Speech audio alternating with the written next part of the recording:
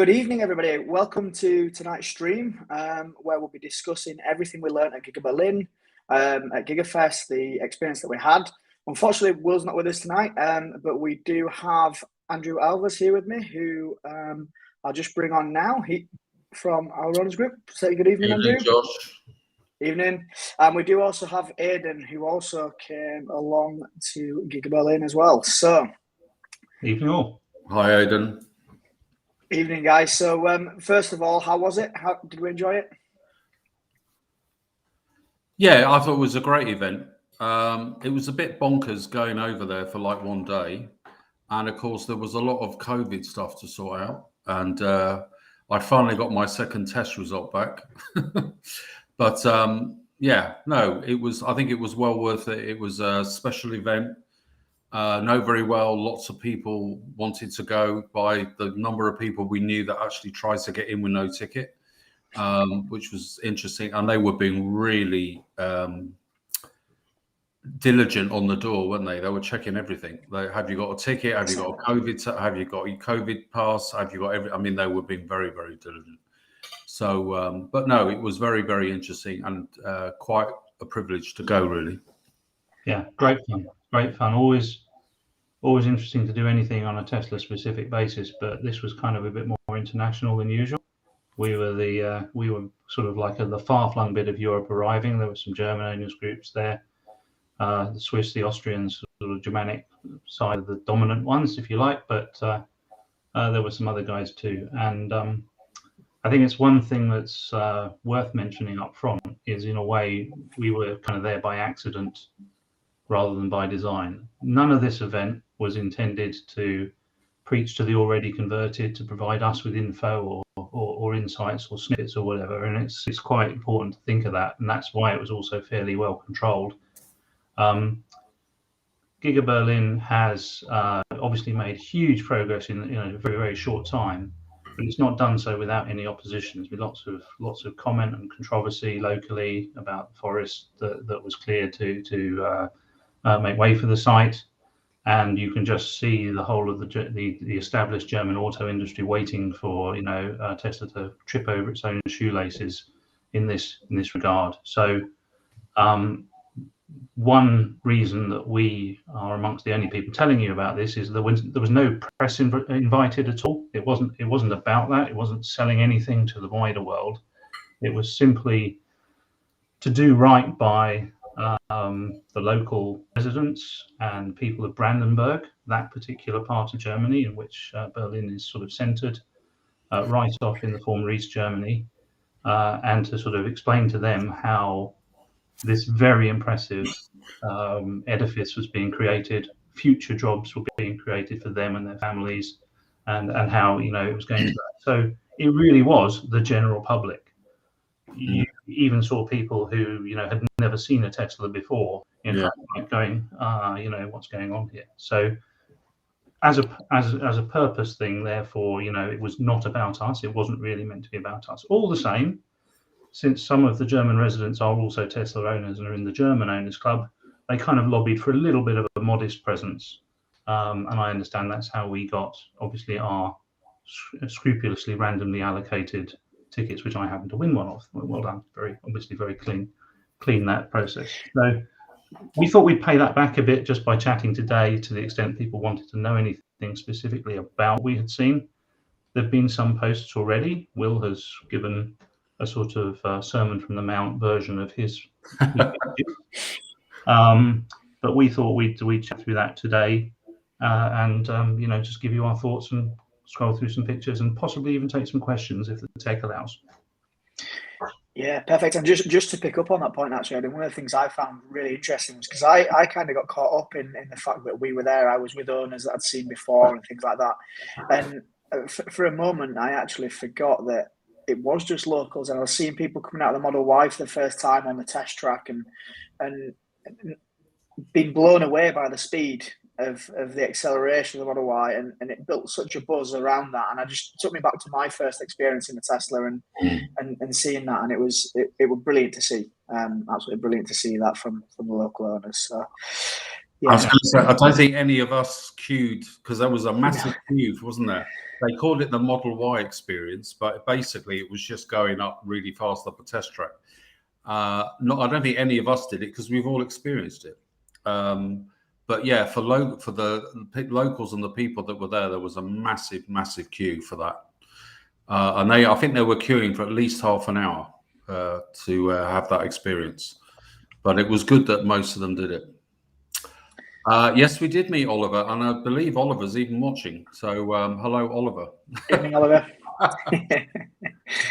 For those who don't know, Oliver is the intrepid soul who brought his freshly purchased German Model Y across to Fully Charged Live at Farnborough relatively recently, and allowed the British public its first look, at that car in person.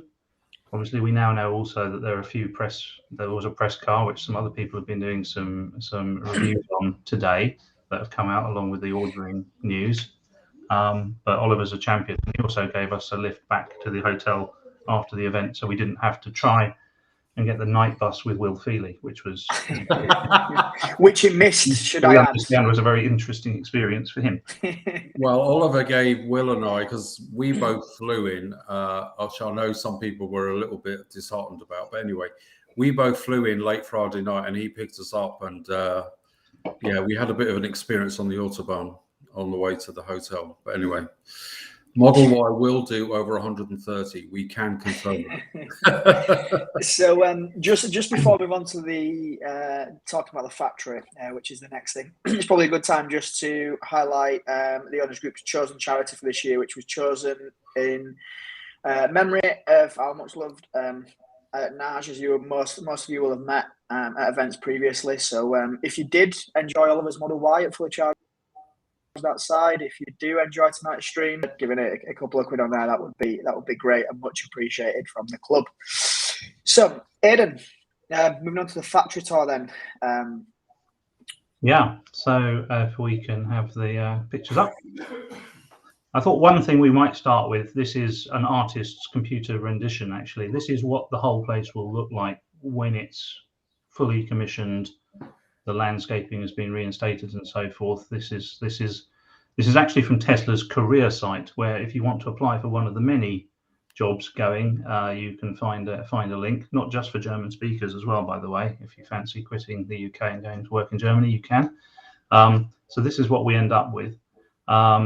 And just one bit of context as well. I think we have here, there's a little chart showing where exactly are cars made in Germany, and there is a preponderance of them down in Bavaria and in the industrialized West. And although there are a couple of plants up here near Berlin, this is where Berlin is. Tesla is now going to be the massive, with the largest plant in Europe, and all that is going to be, the significant local employer up in that region. So if we zoom along, I posted some of these already on the group without any commentary. But we're going to sort of basically just try and walk along from the start. Oh, there's Mercedes there. So this is where we were at the beginning. Model Y is the plant's sole announced current product. Who knows what they might make in the future as well as Model Y, but this plant is all about making those. And we've got a little bit of an example of one of the more interesting wraps that they might also be offering, as well as paint eventually, I think. This is the sort of Model Y demonstration zone that Andy has just mentioned as well, where this is as we were queuing to get into the factory, so it wasn't yet fully in operation, but you get the idea. You're going to go zooming up and down this track, and there's a whole bunch of people wanting to get into the factory early on. So I think if we just start with, kind of here as a sense of how close you could get to everything. You literally are walking up and down the sort of like logistics support aisles where parts are going to be delivered to the line here. You're walking right past all the robots as they're in operation. They're if you like pretending to operate here rather than in actual operation. But bear in mind, you had like about 9,000 people wandering past with their iPhones, all recording high definition video. There was a remarkable degree of openness and transparency here from Tesla. I'm sure the bits they actually wanted to keep secret, they kept out of view behind. But as you go along and you kind of look and see configuration screens, and also where there were staff, you were able to ask them questions throughout.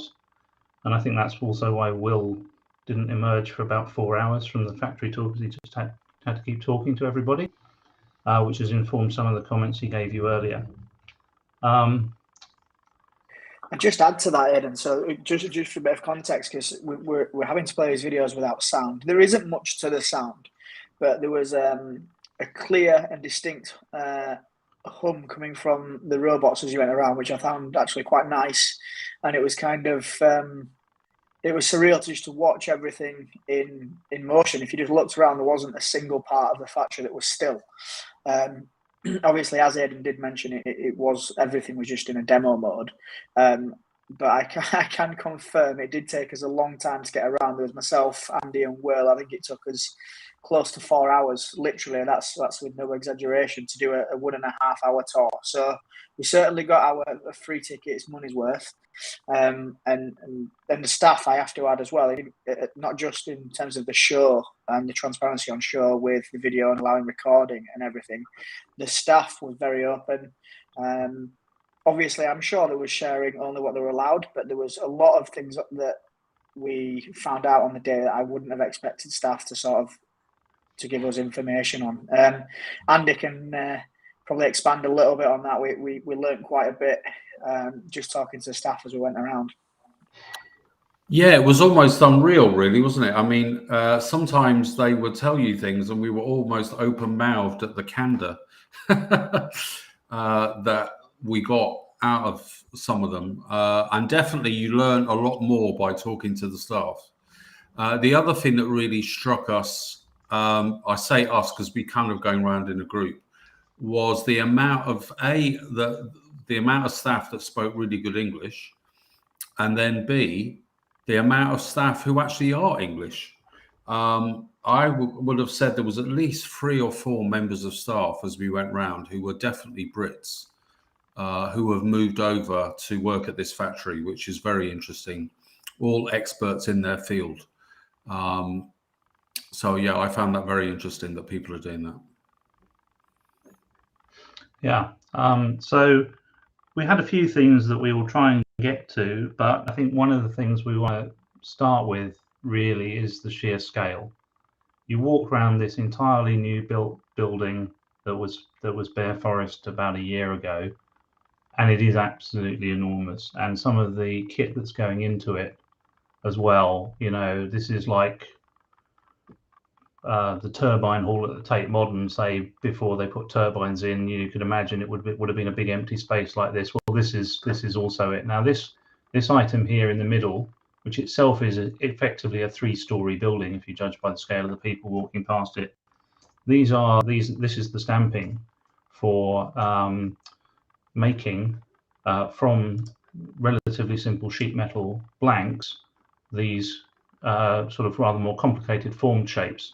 And here again, in the windows, you can see these enormously heavy presses being put up and down after the simulated deposit of the blank, which is then, you know, progressively passed along the line, refined. So one end of this will take you know, the completely blank thing. The other one will then advance it a little, knock out some holes, put a little bit of edging on. A further step along will trim off any excess bits. But if you just look here, you know, this is an enormous thing itself, and I'm not sure at what speed it's meant to operate in full operation. But there also seems to be room for more of these alongside as well. So that's the thing. And what you get out at the end of that are these. This is not an illustration of the target panel gap, if you like. This is just to show the separate pieces that will be made by that sort of stamping process, in terms of, you know, being racked up here, and we will enable we assume an extremely high degree of precision to the measurements of those, which will help with the quality of the finished product. Anything more to say on this bit before we move on, Andy? I'd probably just add to that all the parts that we see that have been manufactured there have been manufactured at the Berlin factory.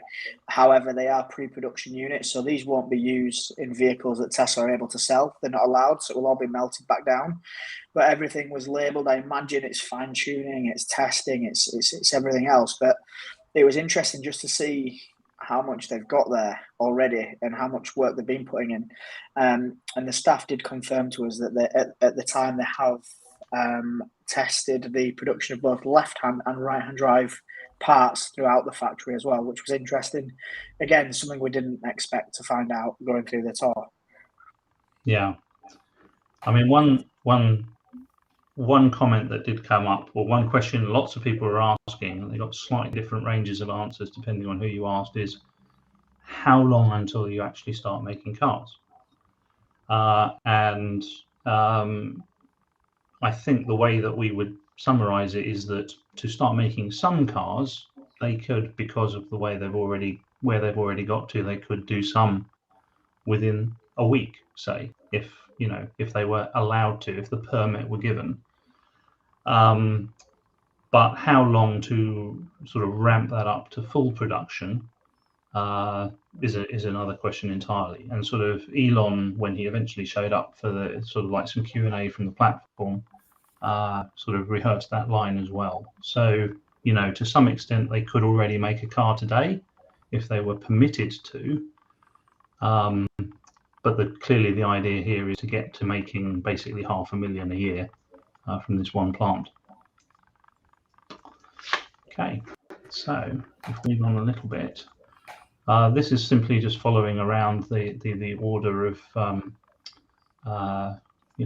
operation. Again, you've got a lot more of the handling. So every once in a while there's a little sign telling you which part of the car they're currently working on, and I think this one's interesting because this shows where these sort of little fang things are. These are the arc welders.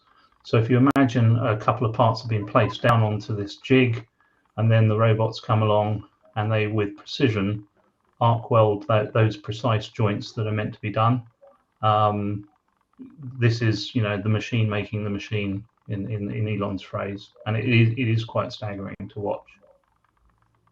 And then obviously the parts themselves, because the jigs all rotate and are then passed along, and other robots come and remove the part that's been made, like this. Voila, off it goes. And then it's passed further along the line for the next bit of processing. I mean, it's not unprecedented, but to see the scale of it is very impressive.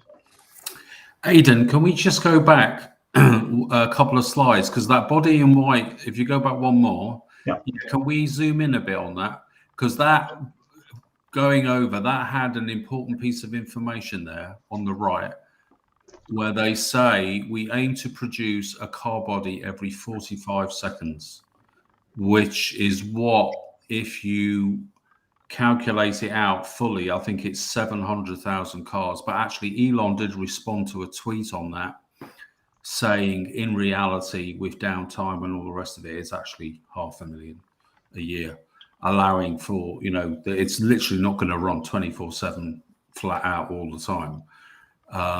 There will be downtime. So that, I think a lot of people were really quite taken aback by the 45-second time, I think. Yeah. I mean, the other thing is, of course, this is for this part of the Gigafactory that's already there. There's a lot of vacant land next door to it. You can just put the same line in again alongside, or possibly they'll be making Cybertrucks there, or who knows what. Anyway, so down the middle of this particular thing, you have a standard sort of moving floor type thing, slowly advancing these vehicles along, and you can see how, I think this is just trying to show how they would eventually have other bits added as we go through. And again, there's a bunch of people here. If you sort of, if you look at, just wait till we pan around. Here we are. So there's, person who's actually going to be working in this part of the line, on the line here, just answering questions as and when the public are asking them. So that's the strength of this process as we were going along the whole time. Then down the bottom, we have again apparently this robot is called Godzilla, and what this does is it picks the whole car up, which can't weigh a small amount at this point, and lifts it up and puts it onto the the process stage above, where I think it then goes off to have some paint applied. So that robot is rated to carry 3 tons at a time, I think, in terms of just lifting a single car around like that. So, and presumably it can also work at, one car pushed upstairs every 45 seconds in order to keep that line rate up. Wasn't going quite that fast here.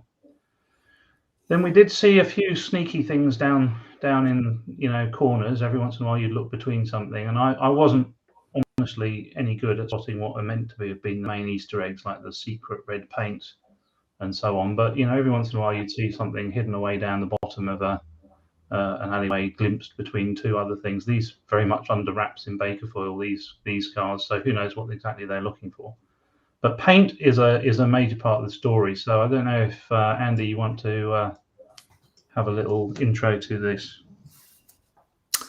Yeah, the paint. I mean, the paint is something that Elon has been talking about for quite a while, saying how special the paint shop at Berlin is going to be, and obviously really touting it.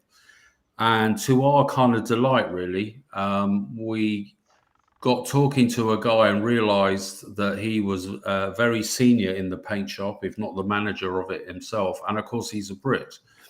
So he was a very interesting guy to talk to. And well, I think we stood talking to him for at least half an hour, actually. But yeah, the line itself, and they're really trying to do the best paint quality they can, given the fact that they still want to get a car through every 45 seconds. So I think there's a limit to how much you can do, given the cars have just got to keep coming. But the other thing, of course, that they talked about was that they are experimenting with different paints and doing different kinds of layering of paint.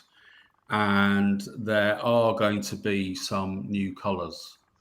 And I don't know, Aidan, if you've got a picture later on, but we were kind of sort of hinted by actually someone else, look in every corner. You may see something special. I tried to look in every corner, but it's an extremely large building. Yes, it was. Yeah. And I therefore completely failed to spot what is meant to have been the we found it eventually. Lifted skirt, as it were, showing.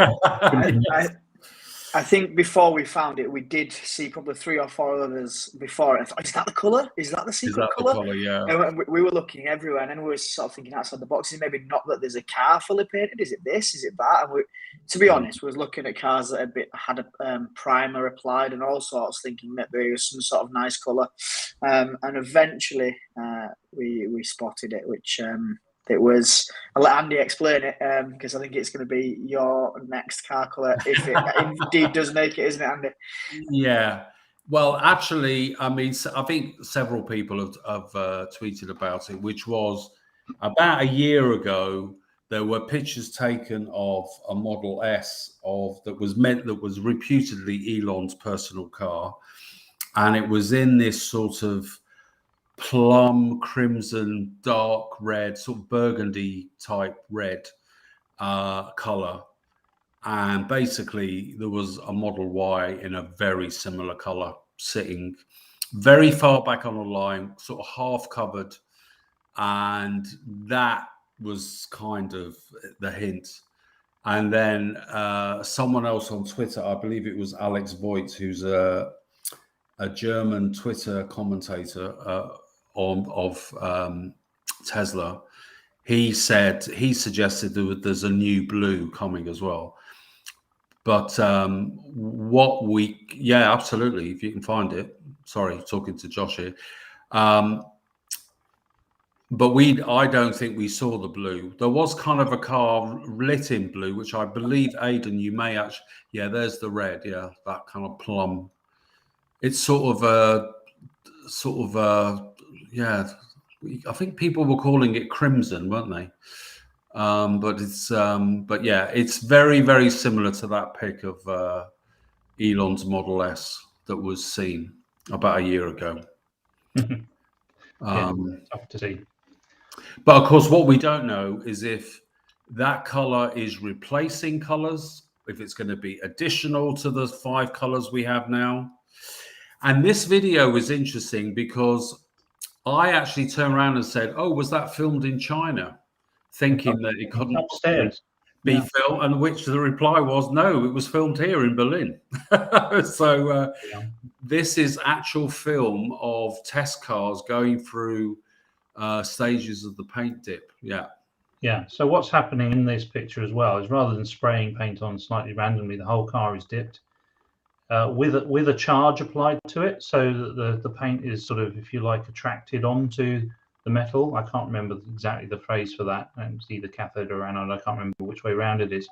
But this car sitting outside, therefore, has sort of had that dip done, and we've kind of gone around and we've tried to find a place where there was a gap. There was a bit that wasn't sprayed. I mean, or that was missing.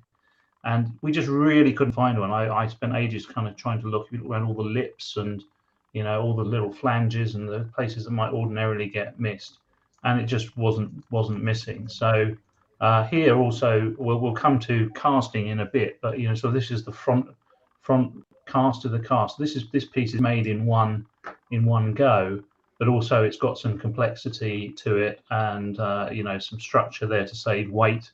But again, if you look in, there's no bare metal. There just absolutely isn't any. So I think we would imagine that that's going to make for a better level of acceptance from cars owners when they first see their cars in the flesh.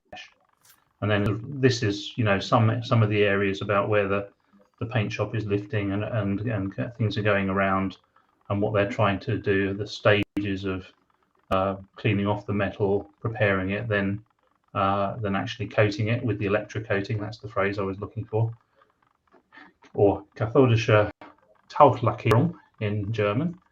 And then this is kind of where the more finished cars then end up on the other side. Now, we talked a little bit about the community engagement part of this, and one feature of that was allowing people, literally, there's some graffiti walls. So this is the German public, rather than just the Tesla fans coming along and scribbling on the walls, with their little messages, and some quite little kids doing it as well. So very interesting. A modest piece of Tesla Only UK graffiti, although my pen ran out because I was holding it upside down, of course. But there we go. Yeah, I have to say some people took that very seriously. I did see 2 adults at one point. Basically, one guy with a female on his shoulders so she could write the highest, and there was a few people really getting involved with the graffiti. I'm not sure what'll happen with the graffiti long term. I don't know what the idea is, but it was interesting nonetheless. Yeah, well, I think on the inside of the factory, maybe it doesn't have that much of a role. It is said that the outside of the factory is going to also feature some artist, decorated mural, graffiti, whatever you want to call it, which looks, like an interesting concept. But I don't know what we. Yeah, did you spot outside it, and they actually had a visualization from the actual Tesla cameras, I believe it was made from. It was painted on one side of the building, and then another interesting thing on that, as the evening event was going on with the DJs and the music, behind there they had a small robot paint robot, and that basically painted the word Giga with in a fancy font whilst the evening was going on and while Elon was chatting, and it finished by the end of the night. So they had some little bits like that you had to look out for that were interesting, geeky, whatever you want to call it. I quite enjoyed trying to look out for those little bits, but yeah, they were interesting. Okay, so That I don't know. Is that a special color? Is it not? I have no idea. It's a bit hard. Apparently, that's more special light. But yeah, it's a very sort of purpley blue, isn't it? Yeah, I mean, some parts of the line, obviously you've got sort of a lot of light supplied so that people can kind of check the finish. I think we shortly have a little inspection robot trying to do some patch up as well. Here we've got people being explained about the various paint finishes and types. This is not like 50 Shades of Grey. You can have any color Tesla you like as long as it's grey. These are the stages in which you build up to making a white car, apparently. Left to right, I believe. Then there is a picture showing what you want to try and avoid, as well as what you're trying to aim for. And then here, once the car is out, these robots appear to have both some fairly high-grade sort of cameras, and then one presumes also some spray gun or something that's testing the tolerance or whatever. So there's a bit of automated quality assurance going on after the paint shop as well, I think. And then I got excited at this is this titanium return. Apparently this is a primer color, so this was my best candidate for an Easter egg, but I failed completely. It's not khaki. So again, here we are wandering around further. Again, you just see the space. What is meant to be in this hall eventually? Speculation. Who knows? But if you just get the sense, then maybe just of the people walking around, again, the scale of it. I think overall this walk was maybe sort of 3-ish kilometers, zigzagging back and forth through the plant, going past all this stuff. You've got some turning rigs there. Presumably cars go up and down here in various other stages of some process. There is also an awful lot of room for stuff to be delivered that isn't actually made here locally, for the raw materials as well to come in. So a few little stats here. These sort of signs were around the place all the time, estimating that about 750 people will be employed just in logistics alone, receiving 400 incoming containers each day, and that comprises 2 million individual car parts. So the transit of these little cart things, which is these are going up and down what we were walking around, basically those spaces, taking racks of parts to and from everything, 23 times around the world in each year, allegedly. But now some really impressive stuff for me. Casting. So if we come from that area and then we sort of arrive in this room, where you can see these huge sort of furnaces melting down the sort of aluminium or steel. They could do both before pressing them into parts. Did we have a clip of you climbing over people there, Aidan? No, I was being polite and queuing, because that's what the British Owners Club does when it turns up, right? So this is kind of a new thing, the castings. So rather than an umpteen different parts being bolted and welded and screwed and other fasteners, sort of to put things together, the 4 corners of the car, essentially, the Model Y, will get cast in one piece by these machines. So these are even taller than the stamping machines, and I think they have an impressive sort of Sauron's evil eye sort of aspect to them in terms of the way the logos are put on and the little red glow and stuff. But they are making these parts. So we just look here. So this is, I think, the rear. Would that be right? I believe so. Hard to say. I think the rear is one part. So yes, I think that is it. So all the structural integrity around the edges, fixing points, for everything else to be, you know, sort of bolted on, screwed together, and all of it made in one single piece.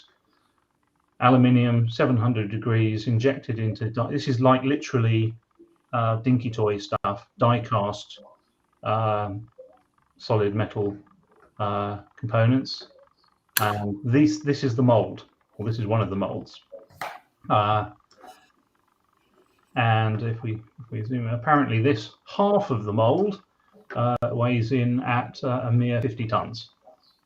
So you get some idea as to this. Now these are also meant to last for a phenomenally long time and make a phenomenally large number of cars, because otherwise it would be a bit expensive. Somebody said something like 1 million castings per die, but you know, it's always 1 million with Tesla, isn't it? So we're not really sure. But again, just look at the space of the hall that these are in. There's 2 there that seem to be, you know, kind of actually fully operational. There's space just in this hall for at least another 4, and I think maybe the other hall next to it was also set up to be making some of these. Yeah, I think it takes about 2 minutes to make one of these casts, and they work in pairs, don't they? So one does the front and one does the rear, and then to multiply it out to produce all they want, they're just going to multiply out the machine. So in fact, I think the machines 3 and 4 were being installed. Yeah, were partially installed, weren't they, as we were walking through. So yeah, I think that one's the rear. Yeah, I think the other one, the first shoe, is actually the front. Yeah, but yeah, hopefully they'll put it on the right way around and won't listen to me. Okay, so if we carry on a little bit round the corner, there's a hint of something slightly sexier to come in the flashing lights that you may have glimpsed there. This, though, is general assembly area. So not currently going on because they're not doing final general assembly for cars. But again, if you get a look at the area of it, it really, you know, you can imagine this having a lot going on. 5,000 people using the opposable thumb method of dexterous human hands assembly, making. And notice here 1 production line, suggesting what if there were 2? 500,000 cars a year is the suggested rate. The guy on the door who checked my COVID vaccination status before admitting me on the thing was most excited to tell me that I should particularly check out final general assembly area 3, where he was going to be working when the factory operational. Well, here it is. And I think, you know, this is the weirdness of it. The guy was so incredibly proud to be working in this area. That is a story in itself. There's not much to look at just currently. Okay, so here's a light. This is brilliant. So if you were paying attention in the previous video, you may have seen a hint of this, but this is actually the front end of a Model Y, decked out to look a bit like a disco booth. Apart from the sort of curtains here, we understand this is a totally stock bit of hardware, and look at the lights that are produced. So you've got a sort of LED pixel grid type arrangement in deciding what light to show, and then motorized movable reflectors to move it around. I'll just play that again. God knows whether Nick Goldring's going to have to buy himself a Model Y to get the full dance effect. I don't know. But, but that could be a cute gimmicky feature for some Easter eggs, as well as offering all Model Ys would seem by this to have some capability for, you know, sort of adaptive lights straight out the box. So I can see party mode coming from those lights. Party mode, trance, discos, yeah, who knows? Yeah, I think that's the one. Okay. Then a little further around, you start to see where other bits sort of, are added. And this is for effect. I don't think they're actually sort of put in like this, but for the consoles, we didn't see a right-hand drive one, but we did see these ones, sort of sitting there and with a few simulated sort of, autopilot driving type things going on, as well as, sort of obviously the arcade games. Now, you might think this is very gimmicky, but again, remember, of the 9,000 people attending this visit, only maybe a couple of hundred are existing Tesla owners from owners clubs, and the rest are the general public or the families of people who are now going to be working in Gigafactory Berlin. So, there is a bit of value and a bit of bling being shown off here for those people first time. Yeah, good point you raised there, actually, Aidan. I saw quite a number of future Giga Berlin employees showing their families around, and it was so nice. It was like seeing sort of, they're basically introducing them to the workplace and giving them their own personal tour, and obviously probably showing them exactly where they are going to work in the factory, which I think sort of was quite nice for future staff to be able to take their family around, because I imagine a lot of the time they're not able to do that. So again, a unique opportunity. Didn't General Assembly 3 look exciting, for example? So look, kids, I'm going to be working here.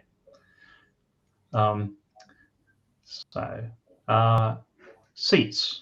We'll say a little bit about seats. I didn't find the seat bit that fascinating myself, but all the seats and interior trim is also going to be made in this factory. So we'll see.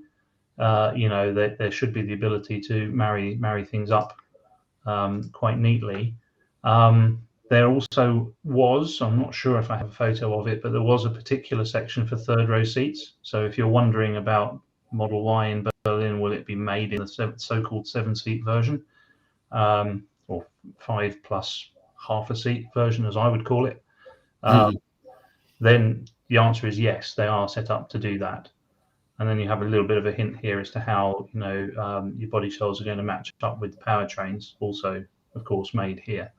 So doors coming along now. Batteries. There was a bit of demonstration science project going on here in terms of talking about the cell production, how things were made. These are the tabless cell things going into the new fatter cells and so on. They were in fact handing out little sort of make your own battery motor kits to kids. Anybody who looked younger than we did and who expressed an interest in either the motors or the batteries was quite likely to be handed a little box with a little sort of make it at home kit. Maybe somewhere we've got some pictures of that. Also noticed some people from around Europe. I think this is quite an interesting little exhibit. So these are in cell sizes your standard domestic cells, the 18650s that most of the sort of older Model S and Model X cars have, the current state of the art, so to speak, the 2170 cells, and then the new fat 4680 cells, these ones here. So this is just an illustration, if you like, of the physical form factor of those. These cells will be made in Berlin eventually. There's an adjacent building we can come to when we get back to the outside shots, where we can show you where it's going to be. Those will take a little bit more time to ramp up and get into production then on the cars. So it's likely that Berlin initially is fed with cells that are produced in either the States or in China. But eventually, the whole site is meant to sort of self-produce its battery parts. If we can just quickly add on to that, a quick shout out for James, who's one of our members. I'm not sure I'll be watching, having recently moved to Berlin. So after our Battery Day stream, there was a bit of a call out for somebody with manufacturing experience, specifically in the canning or that type of industry. James applied. He's recently moved out to Berlin, so good luck to James if he is watching. That'll be great. It was good to see him whilst he was out there, and I'm sure he enjoyed seeing a few of us UK owners there as well. So Sorry, Aidan, to interrupt, but yeah, I thought it was worth a shout out. He's very excited, as any of us would be, turning his sort of hobby and interest into his day-to-day dream job. So brilliant. Yeah, very good. So now here they have got these sort of cutaway models here to illustrate a few different varieties of the form factor of the cars. These are all Model Ys. These are using, if you like, current generation cells before we go to the new generation tabless fat cells, and you can see how these are assembled in relatively simple, relatively familiar battery modules in the floor of the car like this. Bear in mind also this section here. This is the cast section, now painted up, that we saw earlier on had been cast in one piece. So you've got really strong rear end pieces here, bolting onto though a fairly standard bit in the middle in terms of the cells for now. And this is what's initially going to be made probably in Berlin, cars like this, right?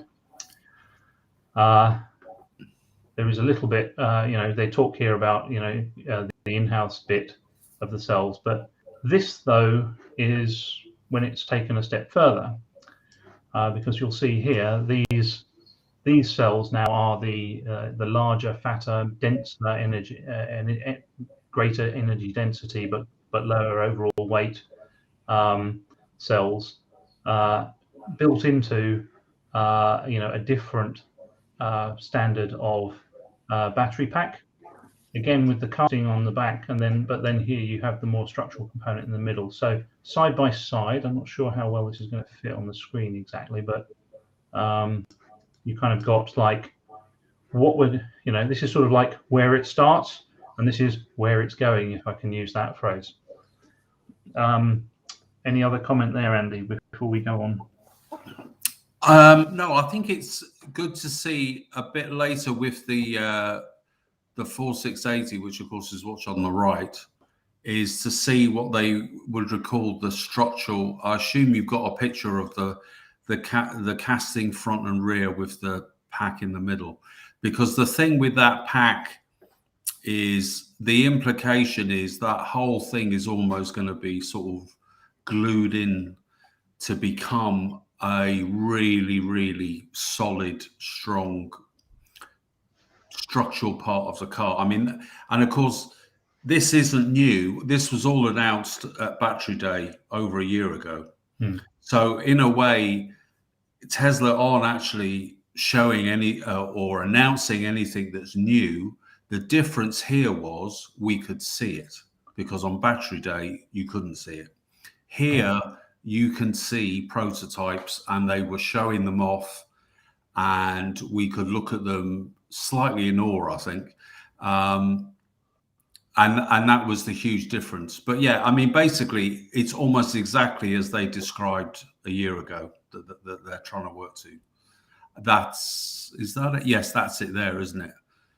Oh, that's not quite it. It hasn't got, because there was one with, that's it. So it's you can see the front and rear casting. Then there's the pack in the middle, which has actually got the 4680s in. And of course, the other really interesting thing is the seats are mounted directly onto the pack. So actually that pack is the floor of the car. So you can see how they are taking parts away by building what they're doing. They're doing a way that the battery pack is effectively taking on additional roles in the building of the car. It is now becoming the floor of the top of the battery pack. And of course, you really see how high the Model Y seats are mounted. And having ridden in the back of a Model Y now, you really appreciate it, because your feet have loads of room under the seats. Seat, which of course will be towards the left of the picture there. But we're actually seeing it. And there's going to kind of be two models, isn't there? They're going to start with SP model, which is effectively, basically, it's very similar to what's coming from Shanghai now. Yes, that's specifically, which we'll come back to, is built and is ongoing, and we believe they've largely resolved the issues they were having with the 4680, and they start ramping. And they are going to transfer to this format, and of course, if you remember, they're hoping to reduce the cost of the tool. The sort of other framing that previously went around a separate battery module that purposes its cleverness of design in the same way that the more dramatic Cybertruck did as well, or will do, or if we ever see it. So yeah, and sorry, go ahead, Aidan. The final thing I was just going to say is following up on Battery Day was a while back now. So, but I think this is an important part of the narrative in that at the time they sort of said, this is what we're going to do. And it was all very sciencey and remote and didn't sound quite real. But you are now kind of not much more than a year later, I think actually only a year later, you're actually seeing production prototypes and the suggestion that this is now going to start being mass produced kind of fairly soon. So it demonstrates an ability to operationalize the concept, the theory, in a way that's very meaningful, I think, to the credibility of the company, and from the looks of the share price today, also the valuation to some extent. Brilliant. And sorry, just to circle back around to Andy's point about the SP model that they're going to build. So basically, our understanding of that is that it will be the car that we are seeing today from Giga Shanghai, with the addition of the front casting, because obviously at the moment that does have rear casting. We believe an interim model will be a front and rear cast with the old cells, and then moving forwards, some point next year, maybe the date of around June was maybe suggested, would be when they move to full front and rear cast and the 4680s. But I imagine there's some things that need to go Tesla's way for that to happen. But that was an overview of what we learned around the different Model Ys that you'll get. In terms of what you will see, as unless you're going to jump under the car, start pulling panels off or anything else, you won't see any difference aesthetically, but just a bit of background for you there on those bits that we picked up on. Okay. Do you want to come back to, okay, so here we are back at the desk? Yeah, so there are some other components also very much on display. These are less revolutionary in a way, but it's also, again, it's interesting to see they are trying quite hard here to provide to a layman audience, like, look at the stuff here. This isn't what internal combustion engines look like, is it? It's demonstrably cleaner and cleverer. So that's again the PR message, if you like, or the presentation of the message to the public. This is a front motor, assembly, all in one, which will just get dropped into the car. They did do a bit on drive units as well,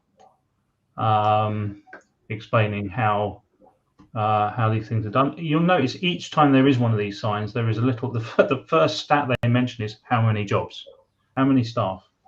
So again, remember the purpose of the of the event, if you like. I think we are moving along. You can just again see here across the various lines, across general assembly as well, a bit there. This area down the side as well is to do with seats. Will got very excited about these areas. I'm not really completely sure why. I wasn't that grabbed by it, but cars will have seats. I actually quite like this. Again, they had a few of the demo things around as a suggestion they might be trying to kind of innovate. And this is, if you like, this is the point of this one was, if you like, on the job R&D. As they just try and brainstorm a bit as you're getting on with things. Again, though, a fair number of people just to do that specifically. Don't know if people like this sort of look. I kind of did. And then again, the significance there, I think, Aidan, was a performance model. There were very few performance models there. That was one of, and there was a black one, I think, further up. But yeah, they're the 21 Uber turbines, and the car was the right height. In other words, it was the lowered suspension But yeah, these. So where those cars have come from, we have no idea. But well, I think we obviously couldn't get up close on that one, but anyone that I could get up close, so I checked the VIN numbers. There was all China built. Yeah. Unless I mean I don't know how the VINs work, unless there maybe was a bit of something to play with there. I don't know. I think the ones that was probably a bit further away from us, maybe ones if they have built any fully, would have been kept away from us. But yeah, interesting. I did try and find one, but you know. Okay. So then, as you come to the end, that was the sort of the tour of the inside, and then you arrived in this sort of final part of the inside hall in the loading bays. You can see all the shutters with the logistics incoming later, and here they had in a row Model Ys, which I think we understand to have been built here. These are in all these existing non-secret cars. They were all Chinese. Oh, these are Chinese ones. Oh dear. Well, but look at this again. The public. There's some slightly off-putting balloon robots that kept coming around. Well, I find that very disturbing. But there's people kind of getting in, clambering around.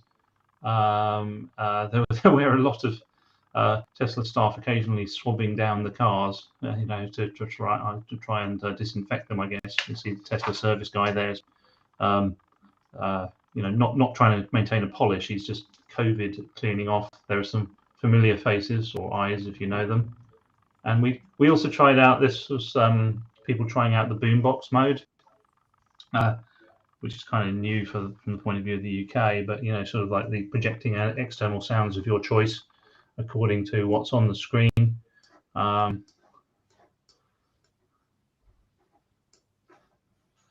Yeah, that's not what that screen is showing, but there we are. And if you just look though at the way that people are, they're literally getting in. Sort of, there are people sort of saying, "Where's the engine?" All your typical, so like the first time somebody meets a Tesla thing as well. Plus, then all the razzmatazz of the party mode. Just before we move on out of the factory, if I can, Aidan, I'll just quickly show these couple of bits. So they did also have, obviously, again, for the benefit of people who may be not familiar with Tesla, they had the layout of the full of the cameras that would normally be in the car. You can see the front camera there, the autopilot computer, which was interesting. And then we did have a good chat as well. That's just a close-up of the AP3 computer. We did have a good chat with the guys that actually worked on the crash testing of the Model Y, which, again, was very interesting. It was good of them to have this one there. I believe it was the only right-hand drive Model Y on show. Yeah, it didn't come out well, did it? We couldn't confirm or deny that, unfortunately. But that was the couple of extras there that I had from the factory, Aidan. So it was a really interesting chat with a guy who worked on the testing, and he was saying how he'd worked at other auto manufacturers before, and that they're doing tests with these cars and they're grabbing data from the cars that other manufacturers haven't even thought of yet, which is good to hear, because I think I put a tweet out on the club this morning, and I think that one of the things that we do often forget, because we get lost in the technology, the new manufacturing processes and all the new features, is that just how safe these cars actually are and how much work goes into making these cars as safe as they are. So I think credit where credit's due on that one. I think it's an important thing that we often overlook. Yeah. And so back to so as we say, the last bit of the actual factory tour itself was this sort of little hall of actually look at the cars, and then you step outside and just look down you've just been down the inside of this building backwards and forwards, and it is really quite a long way away. But you may have found you've been talking a lot, you need some refreshments, and again, this is the other side of the event, the so-called county fair bit, literally a fairground with a Ferris wheel, with dodgems and stuff going on, so that you can just sort of have a good time as well. Bread and circuses aspects. And so we did have that question earlier, Ed, and if you can answer that whilst we're on this section. So why was it called the county fair? Well, I think that's an Americanism. I think they do these sorts of things there's nothing in German sort of cultural references to have a county fair as such. I think these things are like county shows perhaps in the UK as well, agricultural fairs. You just get a little bit of a sense of the scale here as we go up and down on the Ferris wheel before my frightened co-riders come into view. But I will just try and grab that and direct. Yeah, so if you look there at this is the building we've just been round. Okay, over here where you can just see some concrete piles and decking and so forth going on, that is the cell factory. That is where they're going to be making these new fat cells, in the future, in order to feed them through into the main production area. So it's tightly integrated. It's all on site. And again, it's also quite a large building for producing quite a high number of cells over time. You can see here, this is where the queues were outside to get through these sort of COVID checking booths. This is quite late in the day now, so there are not so many people still arriving, although there were people still coming through the day. The little mini Tesla drive around track there for the kids before you then past the Ferris wheel get to the Dodgems and other things. And again, down the left-hand side of the Gigafactory here, this was the place where they were picking people up here in the Model Ys before zooming them on a sort of semi-launchy way down to the end and literally just going around the corner and driving them back and then saying, "How was that for you, madam?" Could you just zoom us in on that photo, Aidan? Can you see the panel on the factory there? Yeah. That was the thing I was talking about earlier. One of those artwork things. Yes. So I believe that actually comes from a visualization from the Tesla itself. I believe if it's not that one, there was one on one of the sides of the building that actually came from. It was a visualization from the car's cameras. Yeah, it looks quite like Minecraft. Artified. There you are. What do you know? But you can see that there are quite a lot of these block towers. So I think they're going to paint them all in some sort of. They will all be graffiti. Yeah. Sympathetic way. But look at the queue. If you go back a bit, look at the queue to do that ride in the Y. That's and that queue amazing. Didn't really go down until they announced that Elon was going to come and speak on that stage you saw there. And mysteriously, the number of Model Ys seemed to double as they frantically tried to get through the queue. This is after Darren's heart really, look at that. Brilliant. Again, Aidan, if once you've just played this video, if you could just go back to the shot of the stage, so you can see how the wall's blank behind there. Yeah, so just to the right, yep, so that's blank. So the thing I was talking about earlier, I'll just quickly show you that because that was interesting. So when the evening had finished, the little robot had painted that wall. That is the same wall behind the stage, which was interesting to see. Just little things like that just added to the experience for me, really. Yeah, and then this is what that corner's meant to end up looking like, with some sort of swimming pool or just water feature at the beginning once it's done as well. So if we go back to here are the mini Teslas, just to finish up on you can kind of see get an idea from here. Here are the Model Ys going around as people are being driven. You weren't able to drive it yourself. Don't know how that would have gone. People come along, help you out. You're not supposed to touch the handles yourself. Everyone's very, very dutifully wearing masks because they've been inside and it's Germany and people follow rules.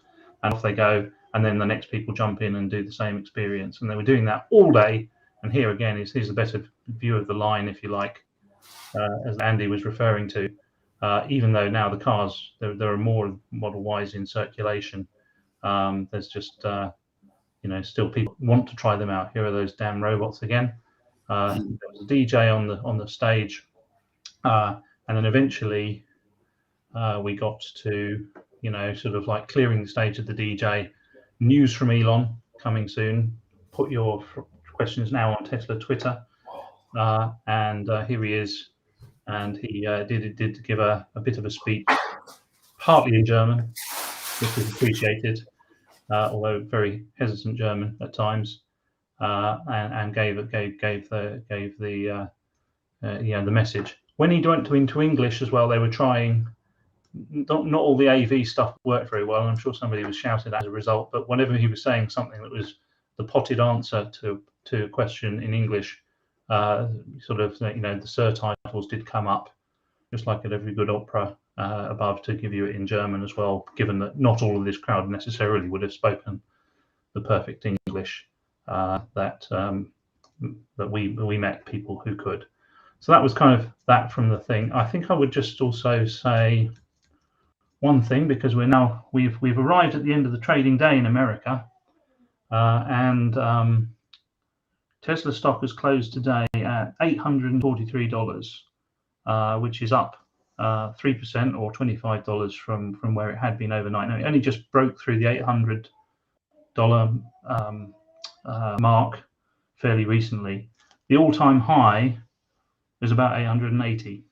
So we're not that far off that now. And the thing that's driving that stock price and the valuation is some numbers coming out of China in terms of production, which it is assumed will translate into deliveries and strong actual sales there. Plus, I think also to some extent proving the concept here with Giga Berlin. So 843 as we closed. Perfect, thank you, Ed. And I think just one quick look to show people what the night descended into, if that's okay. So this was the night. So obviously just showing the locals a good time, letting them enjoy themselves.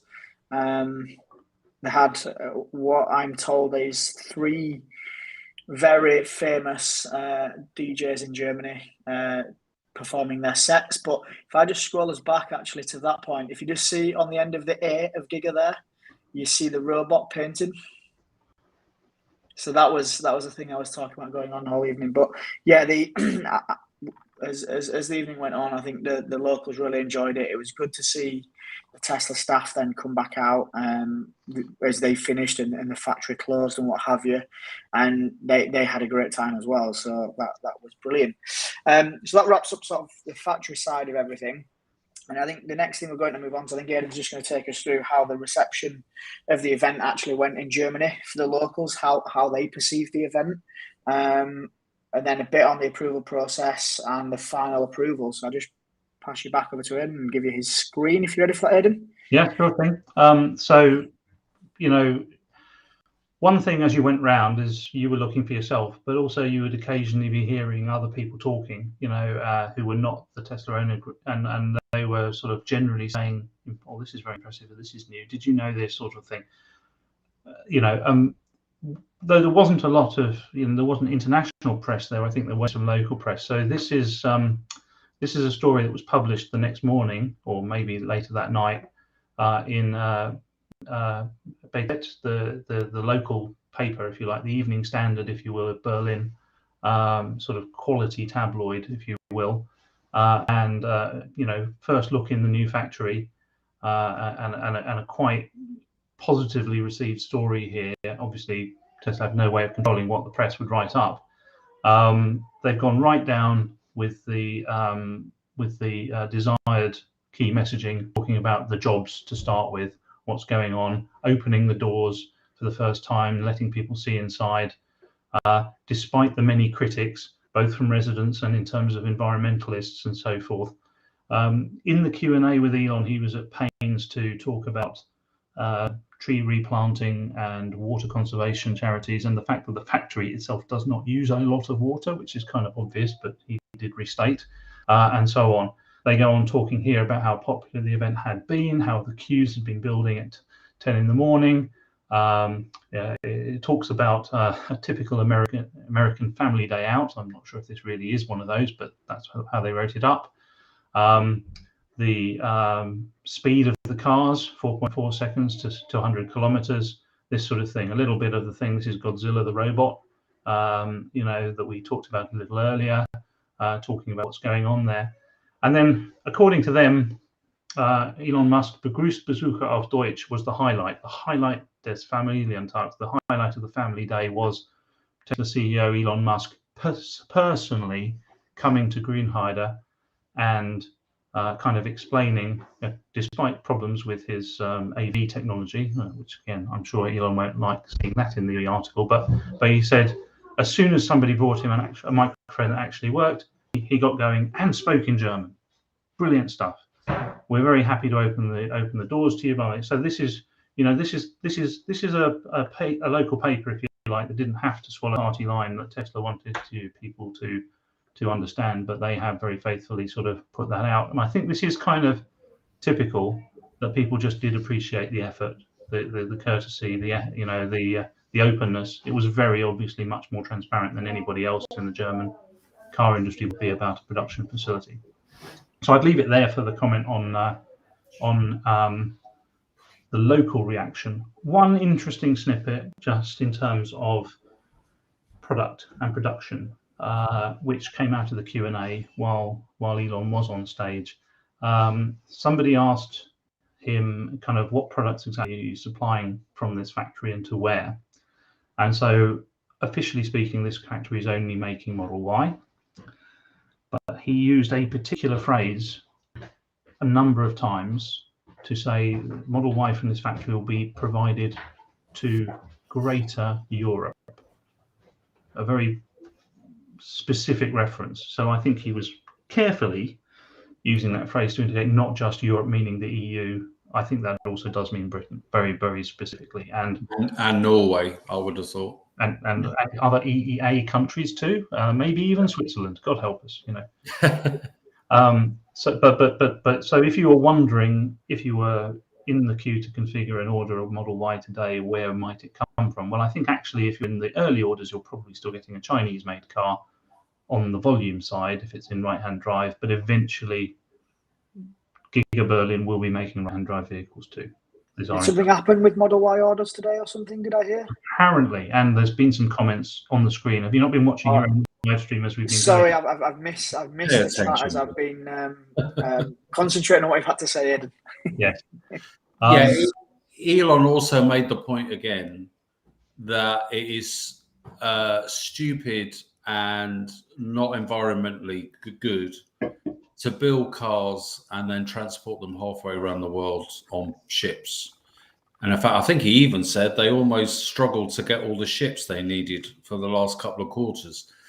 So, which is absolutely right. I mean, that is a criticism. Why are you building cars in China, shipping them all the way to Europe when you're literally going to have this huge factory in Berlin? So for some people who are wondering, well, UK cars won't come from Berlin, I think that comment and the Greater Europe comment, I think, completely shuts that down. Yeah. At some point, they will certainly come from Berlin.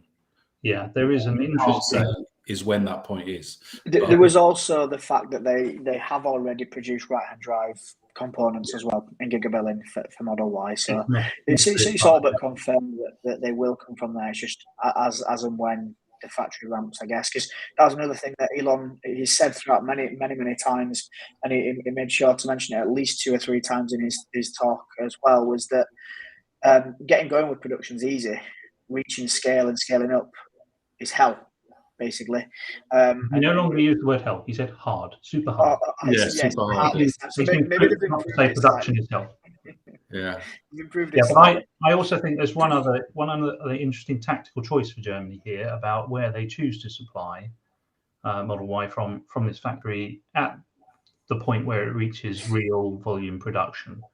Now, we've seen some stats in lockdown and through the pandemic, and most recently in terms of sort of while people are queuing up for petrol as if it was out on the planet, that we've seen Tesla's market share in new car registrations leading up the charts and becoming the top selling car in a couple of locations. Now, how would it be, would you say, if Model 3 is already just about to outsell the Volkswagen Golf, I think, in Germany, supplied largely from China, of course.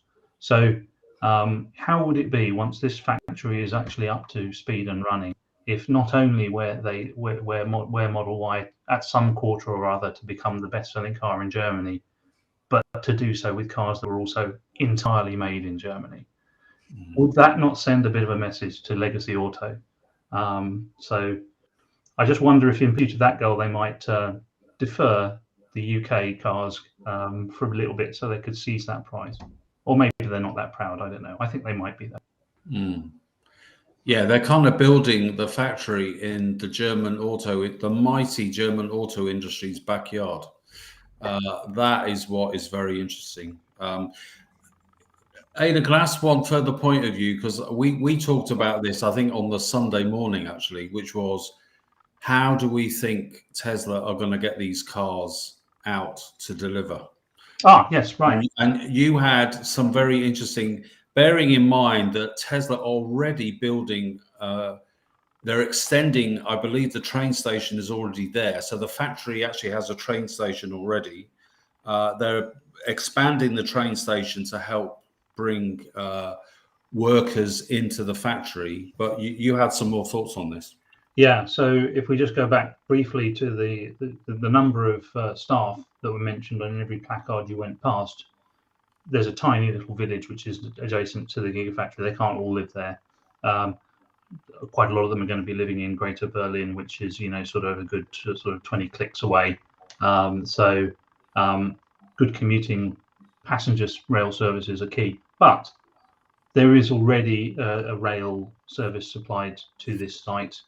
One could imagine that they would be upscaling that railhead and getting ready to ship cars out by rail rather than on road in car transporters, although it is also on the motorway, and will have superchargers. Actually, they did also answer that question. Sort of eventually, they will have charging on site for people passing by on the motorway. But I think those cars, then in search of a way to ecologically and cost effectively get to places like the UK, how are they going to make it? Well, bearing in mind Berlin is quite a long way over to the east of Germany. Don't know if my yeah, it's too high or too low, the way you look at it. But you don't really want to be trying to take those cars all the way across Germany, all the way across Belgium, all the way across Holland to transship them there. There are some really quite busy but expanding ports on the Baltic coast, Gdansk, just across the border in Poland, up from there. So you could imagine, the cars being transshipped in containers, containerized, flipped over to Felixstowe, and then put on from, which also has a major rail operation back within East Anglia, to ship around the country. So you're taking a lot of that. You're taking the cars off the road until they're actually on the road for real. And I think that is a kind of interesting thing. Could be wrong on most of that, but who knows. Also very good for Norway, of course. You can just go around the Baltic straight up to Oslo. So works for Norway as well. Okay, so I think that's about as much as we were going to. Can we talk a bit about Model Y the news today? Yeah, so sorry, just before I move on to that, this is a quick prompt for anybody who does want to get any questions in that we may not have covered. If you want to put them in the chat now whilst we cover this point, we'll come on to them in a moment, and then we'll be wrapping up after that. So yeah, go ahead, let's talk about the news today, Andy. Yeah, so obviously I woke up this morning about 7 o'clock to someone had already ordered a car, I think, a couple of hours earlier. So obviously overnight on the website, which I believe is operated out of LA or California, the website was updated. You can now order Model Ys in the UK. People have been ordering all day. It'd be very interesting to see, although whether we actually ever get to, just how many people have done it. I know of at least one person who's ordered 3, so I'm sure there's others who have ordered multiple cars as well. So kind of what does that mean? Well, obviously they're going to be right-hand drive. Several things to realize, of course, is that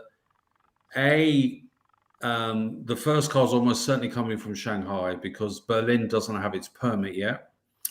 I believe there was an approval process that finished yesterday. So it could come any day, but Elon certainly talked about the factory hopefully starting in November. And as he said before, it could take a year to fully ramp up to that 10,000 number. However, by the summer, they could be doing 5,000, so they could be halfway there by the summer. Which UK? Those levels, by the way, would be the entire output of the entire company as relatively recently as 2 years ago. When it was before Model 3. So. Yeah. And another thought as well, which is, as Model Y is doing this, Austin is probably doing something very similar. And this is another amazing thing, is that Tesla's actually not just doing Berlin, it's doing the same thing almost in parallel in Austin in Texas, which is phenomenal. And of course, Austin is starting with Model Y as well. So it will be interesting to see. I would imagine the Austin cars and the Berlin cars are going to be almost identical. But anyway, so it's worth remembering that our cars in the UK, the Model 3s, have been, I believe, almost all this year, they've been made in Shanghai, obviously all right-hand drive. The second thing to realize is that actually Tesla launched right-hand drive Model Y in Hong Kong probably about 3 months ago. And we know there's been at least one shipment of 400 cars to Hong Kong. And I would imagine that there's been further shipments. So Shanghai is already making right-hand drive Model Y, just not for us, just for the Hong Kong market. So, yeah, we think those first cars will almost certainly come from Shanghai. Once Berlin starts ramping up, when do we get them? We have no idea, I think is the honest answer. Our cars may continue to come from Shanghai for quite a while. But as we've already just said, at some point, all European cars, Greater Europe, will then be supplied by Berlin. Once Berlin can do it, Berlin will supply all the cars. Which is pure economic self-interest from Tesla. Absolutely. Lower shipping costs, shorter lead times, more cars crammed into any one given quarter in terms of them being sold, although maybe that's eventually going to be less important, and all those good things. Obviously, the Model Y's specs and kind of performance are kind of well known. You will see, because today was a press embargo lifted for the launch of ordering. Some reviews that people had done, have gone live. So you can go Google the various usual suspects kind of thoughts on the Model Y from a UK perspective. You can also check those back against what we told you a while ago when we brought over one from Germany with the assistance of the Tesla Owners Club and in particular Oliver, to Farnborough. So there's all kind of exciting stuff there. And I think eventually things, I don't think people should get hung up though on, I must have a car with a structural battery pack or whatever. I mean, there are some performance gains and charging gains and efficiency gains from the new cells, or they wouldn't be introducing them. But the packaging of the car, the utility of the car, is equally, good for all. There's nothing wrong with Chinese-made cars in this regard. It's probably worth adding at that point as well, Aidan, that we are under the impression that although we've seen some of the new technology for the first time at Giga Berlin, for example, the front casting and the SP model that Andy mentioned earlier with the different cells with then front and rear casting, we believe that Giga Shanghai will be moving to that as well, based on a couple of discussions. But that's just speculation at this point. But it is likely the things that they can mirror at Shanghai, they will do. So for a little while until we get the actual structural pack with 4680s, which is going to be at the earliest June of next year, coming out of Berlin, and that's not specifically to the UK, you will likely be seeing improved Model Ys anyway coming in from Giga Shanghai. Can we also mention models? So obviously the UK, they've launched and taking orders for the long range and the performance, just as they are in Europe, by the way. You can order the performance in Europe, but they're not delivering performance in Europe. Not sure when Europe is expecting to get those. I think it's Q1 early next year. So whether that means that we'll get both together in the UK, no idea. But also, like the US and Europe, we do not have an SR model. The only countries we know of that have an SR model are in Asia. So, for example, a lot of the right-hand drive cars in Hong Kong are actually SR models. But of course, for them, such a small space, range is really not as important as it is for us. So they have an SR, and of course, though fleetingly, the SR was available in the US, but that was then withdrawn. So it kind of came and went. So yeah, no SR. I know some people have been disappointed in the price because there isn't an SR, because it puts the entry price quite high. But that's the reason. But this is going back as well to the battery day things that Elon kind of touched on the reason for the delay in the semi, wasn't it? That make best use of the cells, the packs to get the models out that need to get out for now, and keep those flowing. And I'm sure at some point we may see an SR once demand sort of lowers and availability of raw materials is higher. They don't look to be struggling at the minute, but I think that's also very well worked by the team at Tesla, to be completely honest. Yeah. So maybe we'll just take a little scroll through some of the questions that came in. Yeah, so I'll bring some questions in. We do not work for Tesla. That was one question that seemed to be asked a couple of times. It was, yeah. So, and I don't believe any of the three of us have actually ordered a Model Y today. So Tom is asking, do we think about 3,000 orders? What do you think, Andy, today on the UK site orders? Obviously, it's pure speculation. Well, as I said, there's one person I know who's ordered 3, but I don't think 1,000 people have done that. I have no idea. I suspect I suspect certainly over 1,000, but any more, who knows? No idea. Brilliant. So another question, I'll direct this also to you, Andy, because if anybody, you would be the man in the know. Any mention of future factory tours? What are we doing with the club? I know we would love to do it, but that's as much. Yeah, there was. Yeah, normally a factory tour they normally do once the factory's properly up and running, because until then they're concentrating on the ramp. Now, I've done a factory tour of Fremont, and I think Aidan, I don't know if the two of you have done it as well. But certainly when you do Fremont, it is a fully up and running factory, running at its full speed. And, so they can kind of accept this sort of irritation of people being shown around the factory. My expectation is that given that they expect the whole of 2022 to be ramping up, I personally don't think there will be a factory tour available until 23, to be honest. However, that doesn't mean that we won't be looking at doing some events out to Germany next year, because that is certainly being discussed. There are other reasons to go to Germany. Absolutely. One comment I'd give there is that we kind of were there with this particular event uniquely before, they built everything. It was mostly there ready to go. It had to be proof of concept for them to get the permits to operate.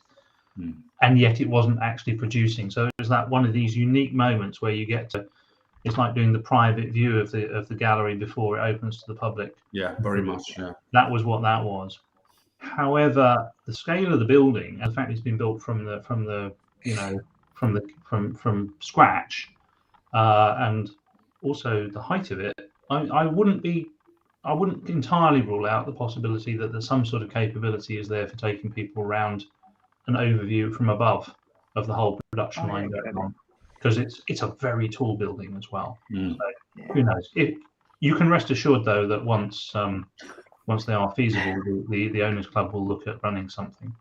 Brilliant. So a question, I'll direct this one to you, Aidan, as a current, I know Andy did once upon a time have a Model X, but as a current proud owner of Model X, I know this happened with them, and me and Andy did discuss it earlier. That's another reason I give the question to you. Do you think we'll get a few surprise Model Ys at the end of Q4 this year? Well, only if they haven't been sold in Hong Kong and they were on the wrong ship, I think. So probably not, I don't think. What are your thoughts, Andy? Well, I'm going to say two things here. The first one is when they brought Model X in, which of course, again, we actually waited quite a long time for Model X, and I know Aidan had quite a painful experience of his first Model X. The very first ones did arrive just before Christmas in 2016. And I know there was quite a few delivered between, Christmas and New Year in that year.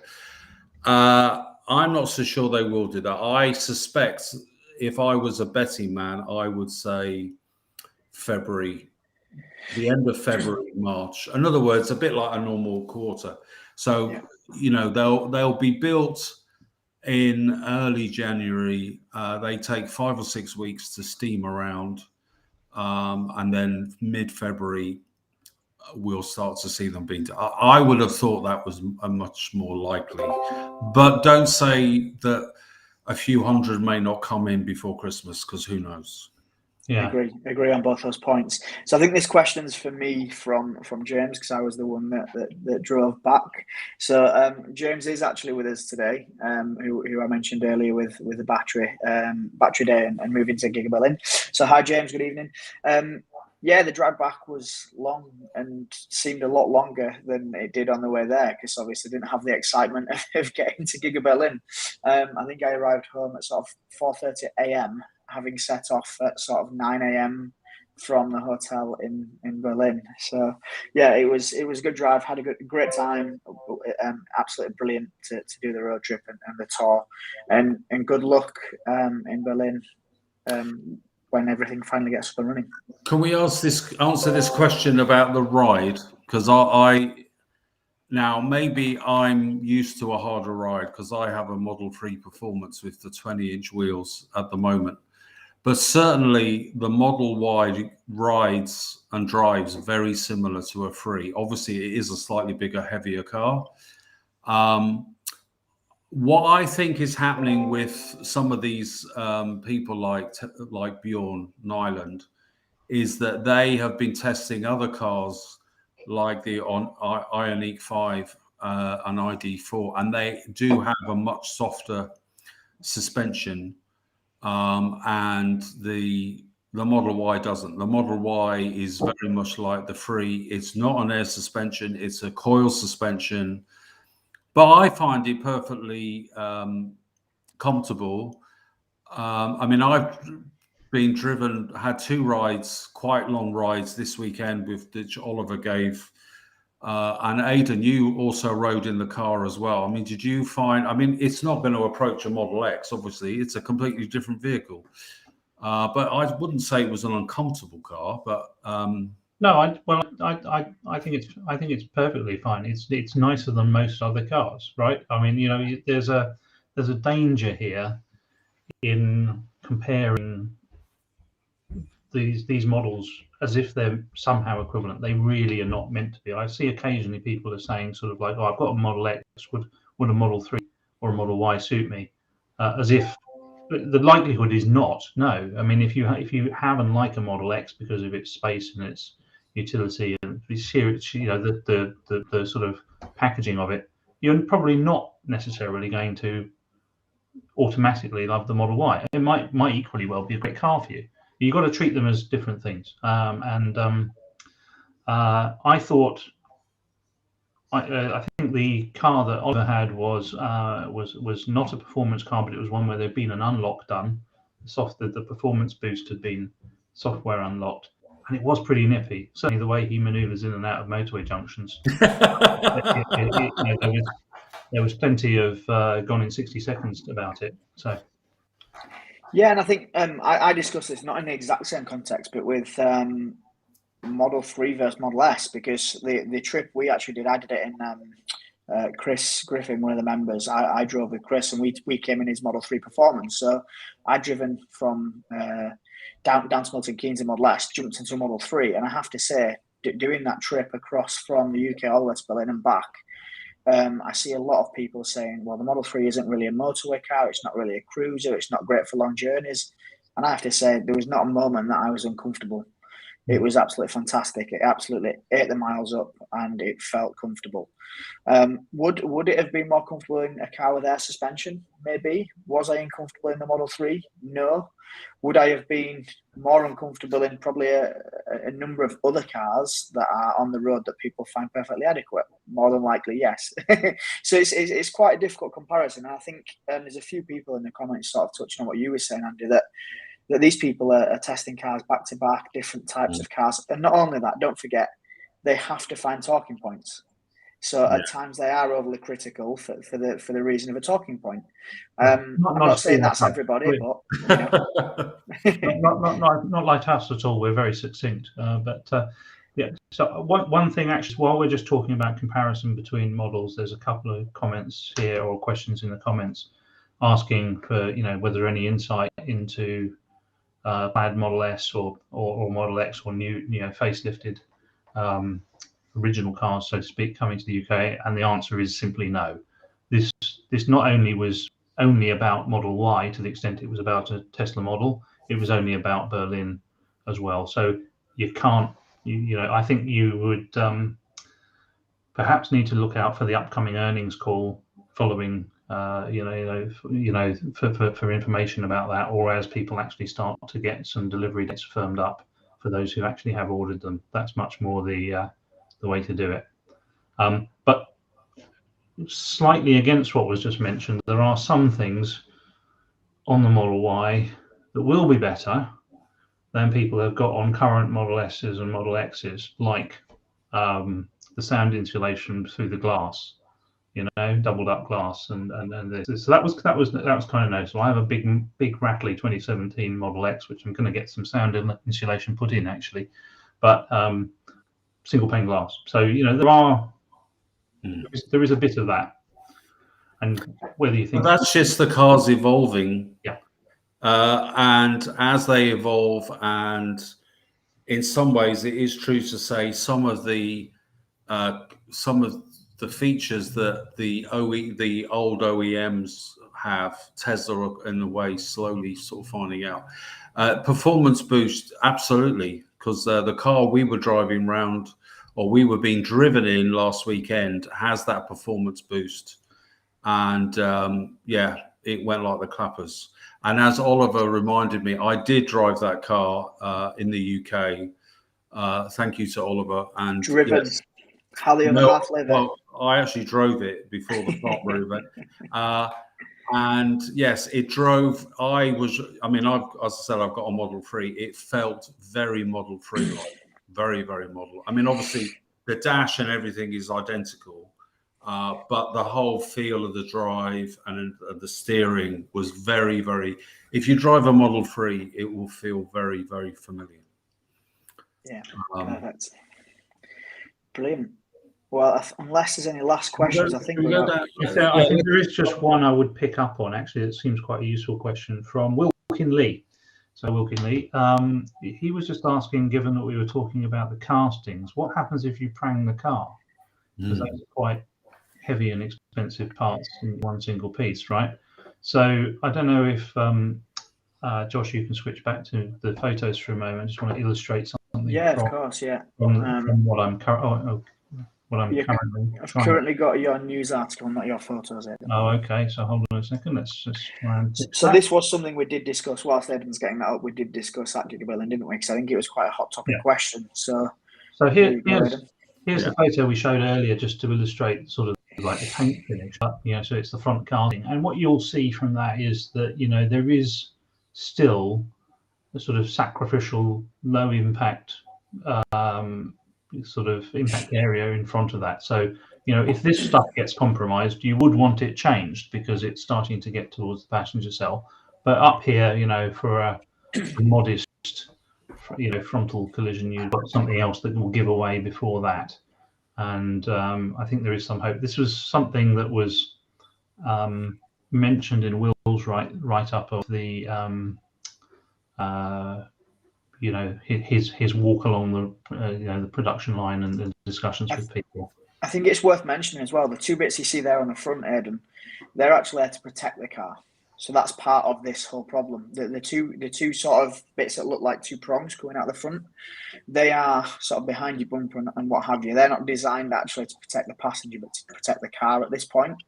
Yeah. That was something that was discussed heavily when we was there. So I think that sort of, they are there to protect that front cast and the vehicle itself. And obviously that would generally have, I don't think there was any pictures of it because I don't think there was a vehicle there, but that would generally have a horizontal piece across the front, which is the bit where ideally would take the impact, take the damage. That would be replaced, and then ideally the cast is all kept in one piece. It's safe, good to go, and that should hope that would be the scenario in an ideal world, and hopefully that answers the question for you. Yeah, someone raised a question in the questions about, can the 4680 be put into an older cell pack? No, that's not. I say almost certainly not. No, it's a completely different format. And those 4680s are designed to be a single cell, all kind of glued together. Yeah. So if you look at this, between these cells, which is in classical Model S, Model X cells, up to the 100 kilowatt-hour battery pack, those are assembled in long, thin modules, which are then placed, a number of those, in a sort of empty carry case before being wired up. Whereas these, which are completely different size, you can see, the height is completely incompatible with going into the same physical packaging shape. But also those are rammed in part of the structure. It's just these are not going to. I was about to say, one for the other. Let's not forget that the 4680s will be in a structural pack that is a key structural part of the vehicle, so that's not easily swapped into another model. Yeah, it's certainly not. So, but I think the question was also concerned with what happens if you've got an older car and you've got one of these and they start going wrong. Now, we already know that Tesla themselves could repair individual cells if it was economic for them, but other people are doing so too. And it will become an aftermarket thing to recondition, repair, replace individual cells in older cars as and when they need to be done. It's already happening. Perfect. Yeah, and one last thing that we haven't actually shown, I'll just quickly show. And if you want to explain, Aidan, if you like, what's going on. It's my Steve Jobs moment. One more thing. One more thing. Here you go. Well, I didn't pay for this party, so you're going to have to explain it. So there was actually playing music here, which is really strange. It was going throughout the day, and again, it was just one of those things that adds to the party, to the feel, to everything of the event. It was absolutely brilliant. But yeah, I think all the questions have sort of dried up now as well. Unless you guys have got any last bits you want to address or explain away, I think we can sort of wrap up for the evening. No, we'll call it here then, I think. Yeah, perfect. Well, thank you very much, Aidan. Thank you very much, Andy. Have you got something to say, Andy? Sorry, go ahead. No, I was going to say, yeah, it's as is normally the way, we've gone way over, but I hope everyone's enjoyed it. And if you are wanting a Model Y, I hope you've ordered today. Yeah, so just before we do leave for the evening, one last shout out for our chosen charity in memory of Naj, one of our members who we sadly lost. If you would like to donate, it's justgiving.com/Tesla Owners UK. Even if it's a couple of pounds, it all goes towards a cause. And yeah, that will be great. Gift aid is available. Pardon? Yeah, gift aid is also available. Thank you very much, Aidan. I didn't. So we'll finish on that note. Rishi's hands. Exactly. Yeah. So perfect. Thank you very much, guys, for this evening, and take care, everybody. Good night.